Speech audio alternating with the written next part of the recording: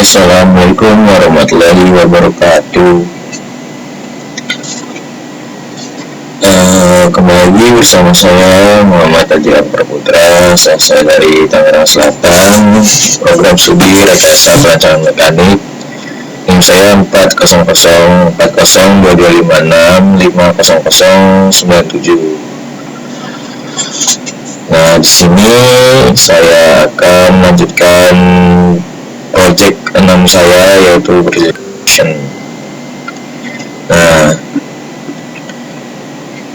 di sini pada project 6 kali ini, yaitu kita akan belajar tentang function, yang dimana ini adalah project terakhir di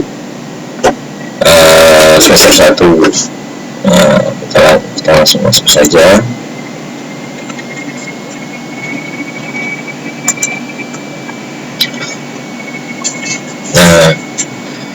Function atau fungsi. Fungsi ini adalah sekelompok perintah atau kode yang dibuat untuk melakukan tugas tertentu. Nah, tujuan fungsi adalah kode lebih rapi, mudah dibaca, dan bisa digunakan kembali atau reusable tanpa harus menulis ulang. Fungsi biasanya memiliki satu adalah nama fungsi. Nama fungsi ini, fungsi tersebut kita beri nama untuk kita panggil, untuk memanggilnya. Nah, ini salah satu hal penting dalam function, yaitu adalah nama fungsi. Nah, lanjutnya adalah parameter. Nah, parameternya adalah optional, data yang dikirim ke fungsi. Nah, tergantung di parameter ini kita mau mendata tentang apa.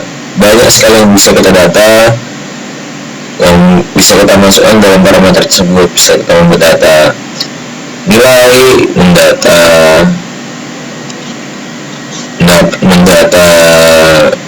tugas, mendata semua data itu bisa dikirim ke functionnya. Jadi parameternya itu bermacam-macam, tergantung apa yang kita inginkan di parameter tersebut. Lalu ada nilai kembalian, return, atau hasil yang dikembalikan oleh fungsi. Misal di data tersebut, di parameter tersebut kita ingin memasukkan data tentang nilai, otomatis nilai tersebut kita input nilai tersebut, lalu apa yang sudah kita input bakal keluar outputnya. Nah, misal kita mau menghitung datanya dari kelas 10, 11, dan 12. Sesudah kita bikin pengkodeannya, itu dia bakal menghitung, nanti mengkalkulasikan, lalu mengeluarkan nilai kembalian atau hasil yang dikembalikan oleh fungsi yang udah kita bikin tadi. Karena itu parameter juga termasuk penting ya dalam function tersebut, agar return dapat bisa berjalan. Jadi ini benar-benar harus dipahami tentang function, yaitu fungsinya biasanya memiliki nama fungsi, memiliki parameter, dan nilai kembalian. Oke, kita lanjut. Nah, contoh dari function. Nah, penjelasan contoh. Di sini ada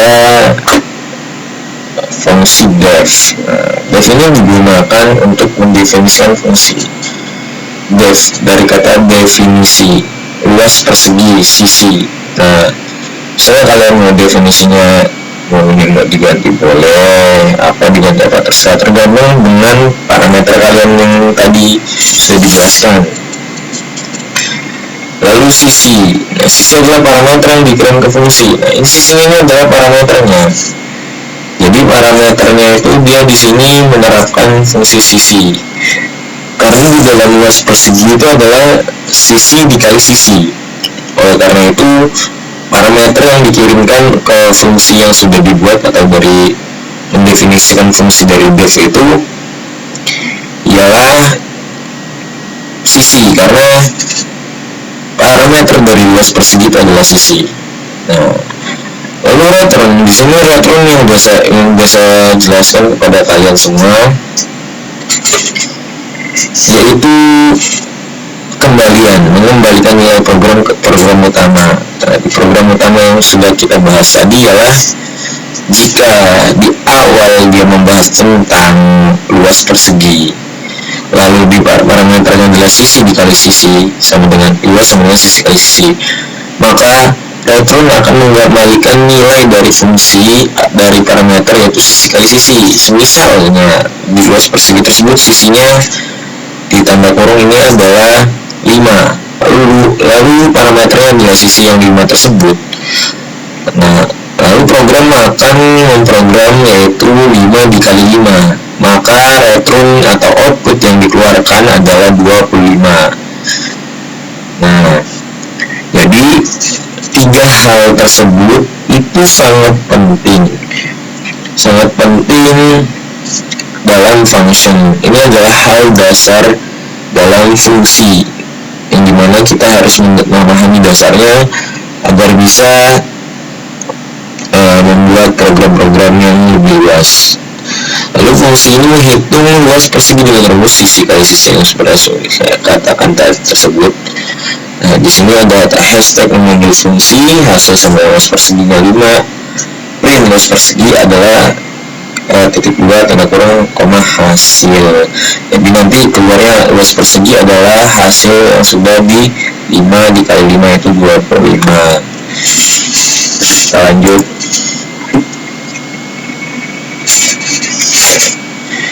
Jadi kesimpulannya, fungsi adalah bagian penting dalam pemrograman yang digunakan untuk menjalankan tugas tertentu secara efisien. Nah, fungsi membuat program lebih terstruktur, mudah dibaca, dan mengurangi pengulangan kode. Dengan fungsi, program jadi lebih rapi, efisien, dan mudah dikembangkan. Oleh karena itu, penggunaan fungsi sangat membantu dalam pembuatan program yang terorganisir dan mudah dipelihara. Dari kesimpulan yang sudah kita dapat, kita dapat memahami nih, kalau fungsi itu adalah hal yang sangat penting dalam pemrograman. Jadi untuk menjalankan suatu tugas secara efisien, kita tuh harus mengerti bagian dari fungsi karena fungsinya sangat penting gitu. Nah, dengan adanya fungsi tersebut, program itu menjadi rapih, dari terstruktur, efisien, dan mudah dikembangkan. Karena itu kita yang ingin belajar pemrograman komputer dasar itu harus sangat-sangat memahami fungsi tersebut. Dan fungsi ini sangat membantu dalam membuat program dan juga untuk memelihara. Misalnya kita mempunyai database atau segala macam yang kita ingin pelihara, itu bisa lewat function yang kode-kode yang kita buat lewat function tersebut. Jadi lebih terorganisir dan lebih rapih hasilnya. Kayak kita masuk dalam parameter misalnya mendata nilai anak sekolah SMA, itu tinggal kita buat fungsi dan parameternya, kita tinggal input buru-buru suruh menginput dalam website tersebut. Nanti website tersebut akan mengoutputkan nilai yang sudah dikalkulasikan dan rata-rata dari semester 1 hingga semester 5 misalkan. Jadi guru-guru tidak usah lagi untuk menghitung secara manual, atau tidak muridnya disuruh menghitung secara manual, karena di zaman sekarang sudah berteknologi tinggi. Jadi banyak sekali kegunaannya, dan itu membantu kita berpikir ke depan, berpikir secara berpikir secara computing atau mempunyai pemikiran yang untuk memecah masalah dalam suatu permasalahan. Itu sangat bagus untuk kita. Oke, kita lanjut untuk ke Scratch dulu ya teman-teman. Nah, sini aku membuat program itu dengan parameternya adalah bisa disebut juga apa namanya, saya lupa, sebentar saya cek dulu di apa ya.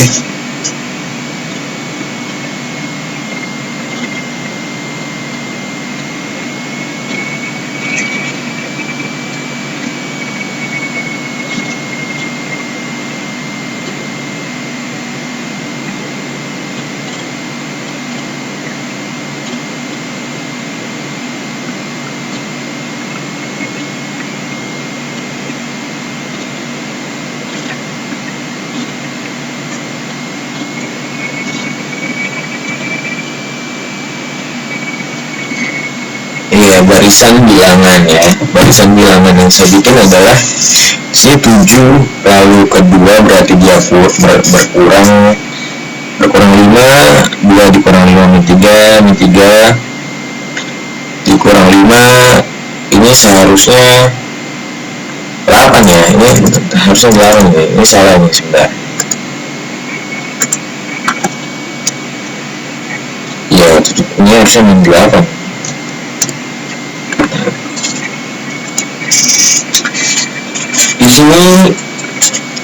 Di sini yang program yang saya bikin ialah deret angka tersebut, barisan tersebut dikalikan 2, nanti dia bakal masuk ke number list yang B. Semisal sekiranya kayak gini kan langsung keluar nih angka-angkanya. Semisal kita ganti angkanya di sini dengan misalnya 10, berkurangnya misalnya 5, berkurang 5 jadi ini 0, ini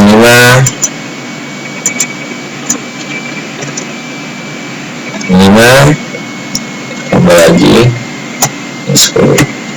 Nah, ini kan hasil angka yang sebelumnya guys. Jika kita go, nah ini bakal keluar sesuai dengan hasil apa yang sudah kita program di sini, yaitu dari angka tersebut bakal kita kalikan 2 di masing-masingnya. 10 kali 2 20, 5 kali 2 10, 0 min 10, ini min 20. Nah, di sini seperti biasa kita memakai blok when. Blok when tersebut itu untuk memulai ya, lalu kita menggunakan panel variabel. Dari variabel tersebut kita memakai blok delete of all. Nah, di sini kita buat listnya itu adalah number list B, karena number list B ini akan menjadi hasilnya. Terus juga set ke blok set, kita buat variabel index untuk ke 1, lalu kita menggunakan blok repeat, dan di tengahnya kita masukkan blok range of, kita masukkan number list A. Nah, number list A tersebut yang di awal, yang bakal kita input di awal, lalu menggunakan blok add. Nah, blok add ini menambahkan item index of dari angka dari yang ada di dalam list A itu dikalikan 2 untuk masuk ke dalam yang ada di list B, lalu mengubah indeks terus dengan 1. Diulang, dia berulang terus, nanti kalau udah selesai naik ke atas lagi, kita ganti lagi, ulang terus dia, jadi tidak ada jedanya guys. Tapi kalau misalnya kalian ingin jeda, misalnya kalian ingin jeda ya, kalian tinggal ke blok control, tinggal kasih blok wait ya, biar ini kan kayak langsung gitu, kayak langsung kan kayak set gitu. Mungkin kalian pengen kayak kelihatan programnya itu berhitung gitu, kalian bisa masukin blok wait tersebut. Nah, jadi fungsi dari blok wait ini bukan cuma untuk jeda waktu gitu guys.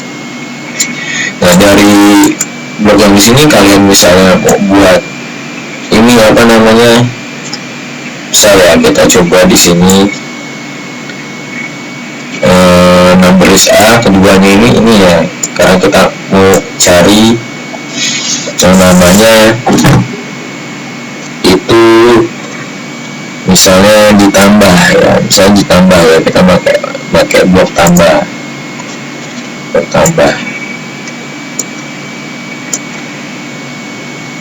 Soalnya ditambah masing-masing ditambah 7, ya apa-apa, itu bisa. yang sini. Nah 17, 5 tambah 12, 7, 5 tambah 7, 2, 10, ini 10 tambah 7 adalah 3. Jadi ini kalian bisa, dari hal yang sederhana ini bisa kalian gunakan untuk mengubah data-data seperti yang sudah saya bilang tadi, yaitu data-data raport ya dari semester 1 hingga semester 5 itu bisa kalian masukin di sini. Misal bagian pertama nyari data pembagian dulu setiap semester, lalu setiap angka semester dimasukin langsung dibagi totalnya. Jadi ada beberapa caranya. Mungkin kalau misalnya kalian ingin langsung sekali ya masukin semua nilai satu masukin semester 2 itu mungkin kodenya dia panjang sekali, cuman tapi bisa kalian bikin kalau kalian itu sudah mengerti dasarnya. Itu di sini saya akan mengajarkan dasar dari fungsi tersebut. Nah, karena fungsi ini sangat-sangat penting ya teman-teman. Nah, bisa kalian pahami dulu, bisa kalian pahami.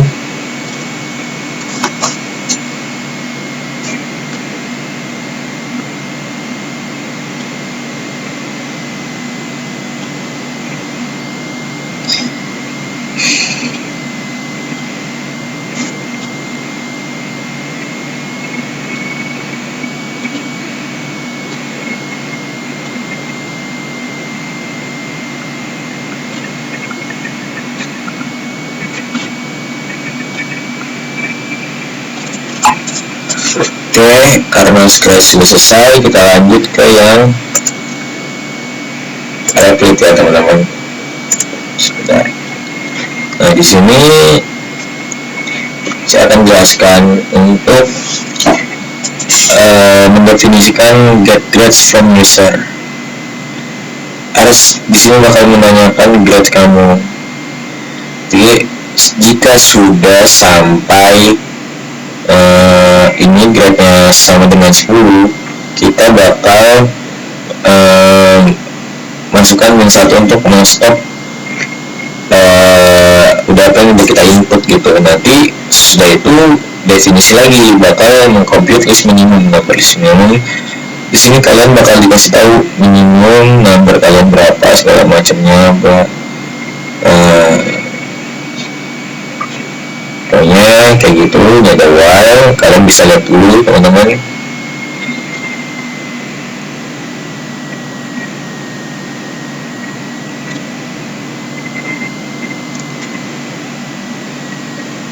Ya, kalau misalnya sudah, kita bakal mencoba ya, misalnya setel 9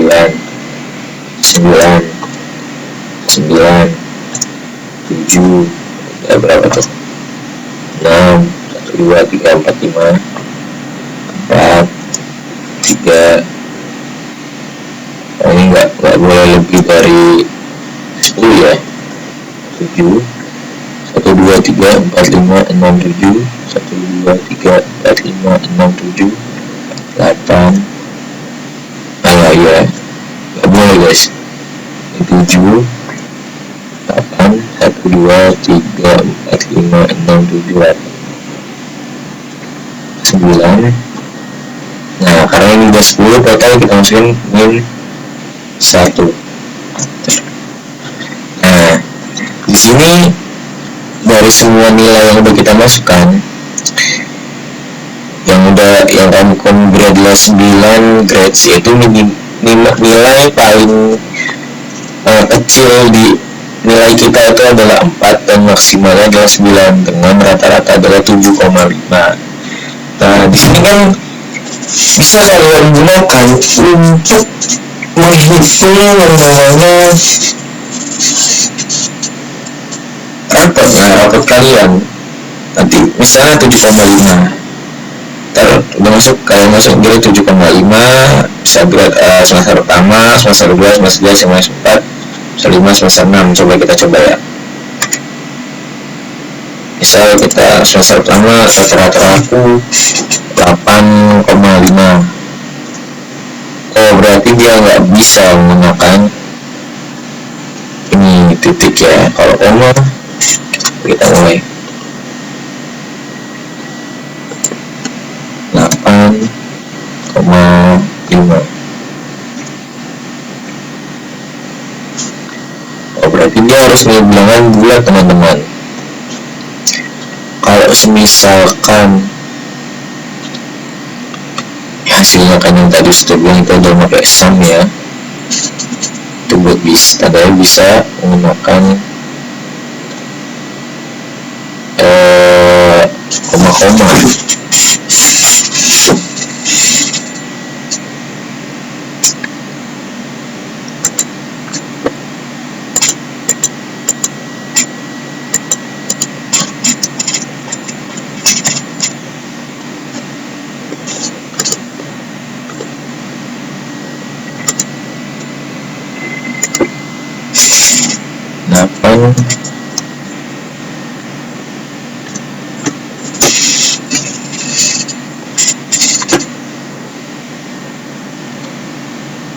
Kalau misalnya bisa sama dengan itu tidak mendukung Intel of SRNT, jadi di sini tetap harus pakai NT guys.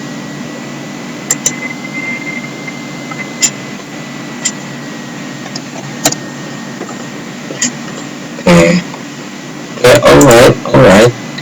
Saya rata-rata kalian itu adalah 8 di semester 1. Semester 2 rata-rata kalian adalah 7, 8 lagi 9, 1, 2, 3, 4, 9, 1.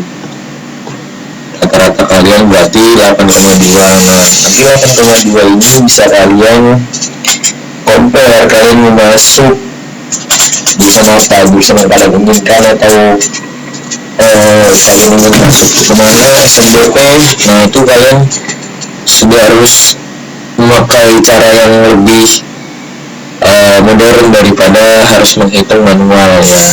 Ini bisa kalian ubah-ubah lagi kode-kodenya yang ada di sini ya. If grade, nah di sini kan harus, kalau misalnya yang koma-komanya tidak mendukung besar sama dengan 0 ya. Karena itu saya juga belum belajar lagi, kita sama-sama belajar. Berarti saya baru bisa bilangan bulatnya teman-teman. Nanti kalian juga bisa mengulik-ulik sendiri ide yang sudah saya berikan. Oke teman-teman, kurang lebihnya mohon maaf. Sekian dari saya. Taufiq wal hidayah. Wassalamualaikum warahmatullahi wabarakatuh.